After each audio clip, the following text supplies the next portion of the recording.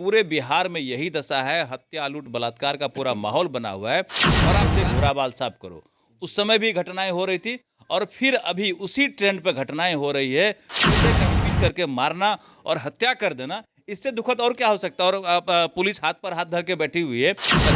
सवर्णों को टारगेट किया जा रहा है, चुन करके टारगेट करके हत्या किया जा रहा है। ये इसको नरसंहार से आप इग्नोर नहीं कर सकते हैं। नमस्कार, आप देख रहे हैं बिहार इन शॉर्ट्स। मैं हूं आपके साथ रोहित। आपको बता दें कि बीते दिन छपरा से एक मामला निकलकर सामने आया जिसमें 3 युवकों को बेरहमी से पीटा जा रहा है और उसमें एक युवक की घटनास्थल पर ही मौत हो गई। हालांकि 2 युवक जो हैं उनकी स्थिति गंभीर बनी हुई है और हॉस्पिटल में उनका इलाज चल रहा है। अब आपको बता दें कि जो 3 युवकों को मारा जा रहा था वो तीनों युवक राजपूत समाज से थे और जो लोग मारने वाले थे वो यादव समाज से थे। अब इन तमाम चीज़ों को लेकर जो सियासत है वो काफ़ी तेज हो गई। अब इस पूरे मामले को जातीय रंग दिया जा रहा है। देखिए, मेरे साथ बात करने के लिए बीजेपी के वरिष्ठ नेता और बिहार सरकार के पूर्व मंत्री नीरज कुमार बबलू हैं। जातीय रंग छपरा वाले जो मामला हुआ जिसमें 3 राजपूत समाज के लोगों को यादव समाज के लोगों के द्वारा मारा गया, अब इस पूरे मामले को जातीय रंग दिया जा रहा है। देखिए, जो घटना घटी है ये निश्चित रूप से काफ़ी दुखद घटना है।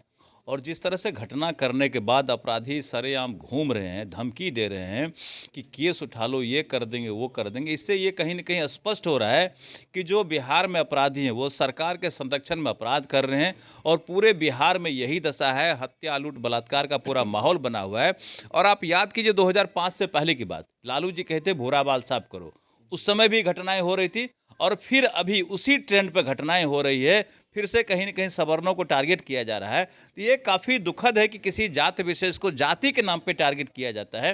ये काफ़ी दुखद है। इस तरह से पीट पीट करके मारना और हत्या कर देना, इससे दुखद और क्या हो सकता है। और पुलिस हाथ पर हाथ धर के बैठी हुई है, घटनाएं घट रही है। पुलिस निकम्मी है, मूक दर्शक बनी हुई है, सरकार के आदेश का इंतजार कर रही है और सरकार जाति के हिसाब से कार्रवाई कर रही है। तो काफ़ी दुखद घटना है। इतना बड़ा घटना होने के बाद भी जो मेन अभियुक्त हैं वो अभी भी पुलिस के गिरफ्त से बाहर है।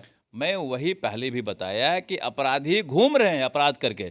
तो ये स्पष्ट होता है कि सरकार का संरक्षण प्राप्त है अपराधियों को।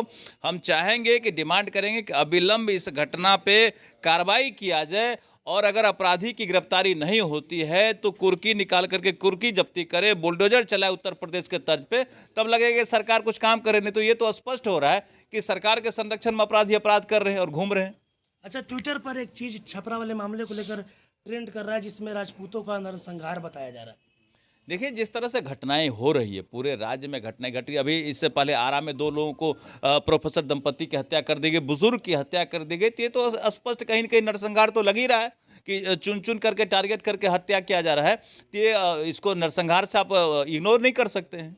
अच्छा, तो क्या लगता है महागठबंधन के सरकार में फिर से स्वर्ण समाज के लोगों को टारगेट किया जा रहा है? निश्चित रूप से सवर्णों को टारगेट किया जा रहा है। पहले भी सरकार बनी तो कुछ न कुछ बयान दे करके, कुछ न कुछ और करके घटनाएं घट रही थी। तो स्पष्ट हो रहा है कि कहीं न कहीं सवर्णों को टारगेट किया जा रहा है। अच्छा, अब है कि जो उपेंद्र कुशवाहा है जदयू के संसदीय बोर्ड के अध्यक्ष, वो लगातार अपनी पार्टी से नाराज चल रहे थे। कल वो एक लेटर जारी किया है जिसमें जदयू के वो तमाम साथियों को बुला रहे हैं। और तो क्या लगता है जदयू में सब कुछ ठीक नहीं चल रहा है? देखिए, उपेंद्र कुशवाहा जी को जिस तरह से अपमानित किया जा रहा है और बहुत बात कर करके उनको लाया गया था, प्रलोभन दे करके लाया गया था। नीतीश कुमार जी यहाँ तक कहते कि अगला मुख्यमंत्री कैंडिडेट आप ही होइएगा, और अब जा करके उनको मंत्री ने बनाया, राज्यसभा नहीं भेजा। तो ये तो निश्चित रूप से उनके साथ अन्याय हो रहा है। तो अपना सवाल जवाब कर रहे हैं, उनका अंदरूनी मामला है, वो खुद समझे, खुद जाने वो लोग।